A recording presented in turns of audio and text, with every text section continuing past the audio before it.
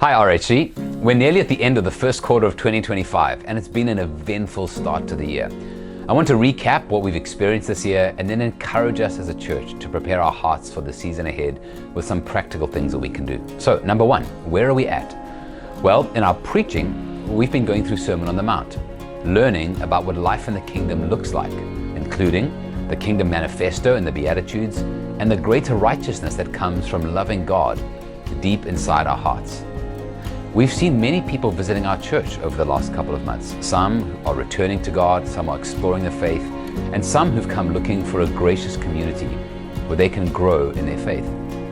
We had Andrew Wilson with us, encouraging our church in the gifts of the Spirit, taking time to teach our leaders about joy, and preaching on Sunday about the beauty of the resurrection. We've also explored permanent space and put in a bid to buy land for church use.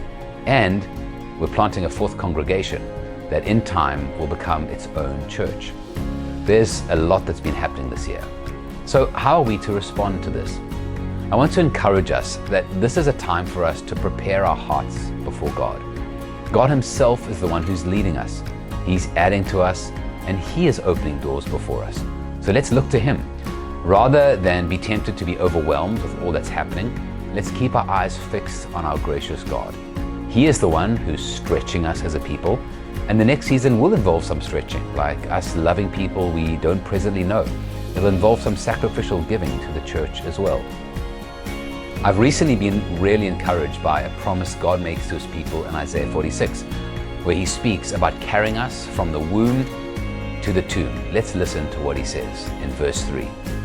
Listen to me, O house of Jacob, all the remnant of the house of Israel, who have been born by me from before your birth, carried from the womb. Even to your old age, I am He, and to gray hairs I will carry you. I have made, and I will bear. I will carry, and will save. Friends, let's prepare our hearts by looking to this God to carry us, even as His carrying leads us into some uncharted territory. So how do we respond to this practically?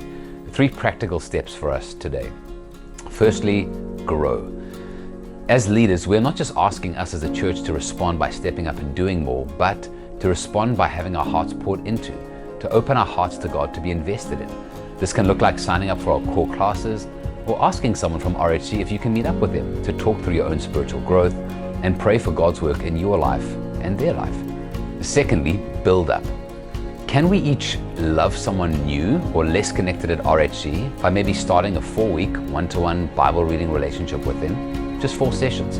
We can pick a book of the Bible and read with them. You could see our new discipleship booklet for help in how to get started. Alternatively, another way to do this would be to invest in our next generation by serving in Kidsmen. And finally, discern. The elders have been praying recently about strengthening our leadership as a church over the next few years to have a broader group of men and women serving our church in various leadership roles. That would include elders, deacons, ministry leaders, and CGLs, amongst others. In Acts chapter 6, when the church was growing and needed help, the apostles asked the church to recognize members from among them who they thought could serve in various ministry capacities. It was a wonderful way for the church in Acts to recognize some of the gifts in the church that God had already given to the body that might have been latent or overlooked. He had provided what the church needed. We would like to ask if you could prayerfully discern who you think God is calling to serve our church body in any of these capacities and let us know. It doesn't mean they'll serve, but will help us know who to consider, who to come alongside and encourage, and who to process further with. So, can I invite us all to take some time to pray and then respond to this by letting us know who you think God could be calling. You can find details on our website or in an email that will be sent out shortly. Friends, this is an exciting season for us as a church. God is with us and we're encouraging us to respond by leaning into His plans and purposes.